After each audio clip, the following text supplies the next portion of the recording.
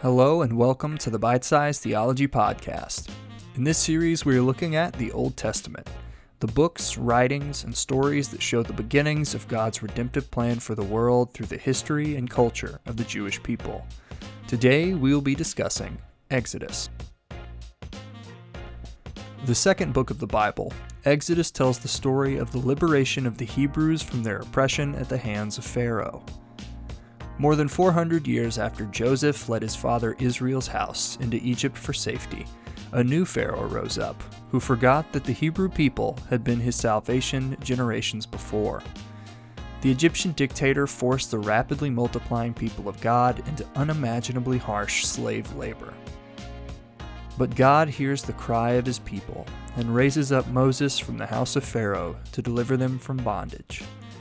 God met Moses where he was, with a speech impediment and a crippling fear of public speaking, and turned him into arguably the greatest hero of the Old Testament. Providing Moses Aaron as his voice and the power of signs and wonders, God gave his people the leader they needed to bring them out of slavery and into the land he had promised to their father Abraham. Through his plan to convince Pharaoh to let his people go, God demonstrated that he was the only true God. With each of the 10 plagues, God proved that the ancient Egyptian gods were merely idols. Here are 3 examples. Hapi, the god of the Nile River, was upended when God turned the waters of the Nile into blood. The goddess of medicine, Isis, was countered when sores and boils spread throughout the land. And Ra, the god of the sun, was nullified when God brought darkness on the land for 3 days. After the Egyptian religion was completely deconstructed, Pharaoh let the Hebrews leave, until he changed his mind. He and his army chased his former captives to the Red Sea, believing they would have nowhere left to run. But God offered one final miracle. He parted the sea and guided his people to freedom on the other side, destroying their pursuers as soon as the last of the Hebrews set foot on the distant shore. But this was not the end of Exodus, nor the end of the Hebrew people's struggles. At Mount Sinai, Moses was given the law, which he then brought down to the people. While Moses was on the mountain for 40 days, the Hebrews began their long history of representing humanity's relationship to God. Doubt in God's presence despite his constant provision. In only a couple of weeks, the Hebrew people went from declaring their allegiance to the God who saved them to turning to fashioned idols. The first few verses of Exodus chapter 32 tell us the sad story. When the people saw that Moses delayed to come down from the mountain, the people gathered themselves together to Aaron and said to him, "Up, make us gods who shall go before us. As for this Moses, the man who has brought us out of the land of Egypt, we do not know what has become of him." So Aaron said to them, "Take off the rings of gold that are in your ears of your wives, your sons and your daughters, and bring them to me."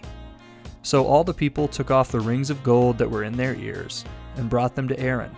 And he received the gold from their hand and fashioned it with a graving tool and made a golden calf. And they said, "These are your gods, O Israel, who brought you up out of the land of Egypt." Despite this clear and obvious rebellion, God still gave his law and covenant to the Hebrews, setting them apart as his priests and representatives to the world.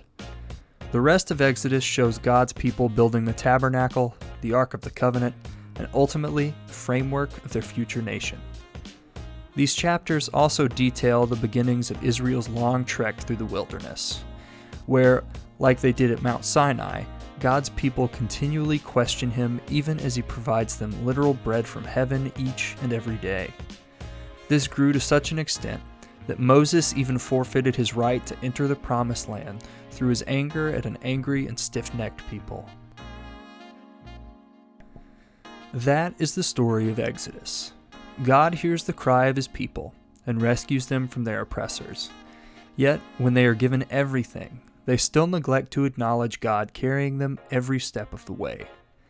All the while, God institutes a law that shows us we cannot hope to live up to the perfect standard necessary to achieve righteousness, and a sacrificial system that serves as a shadow of Jesus' future sacrifice for the world. Despite humanity's penchant to disregard acts of His love, God never ceases to reach out for us. Even while we actively rebel against Him, God strives to show us our deep need for Him and His great desire to know and be known by us.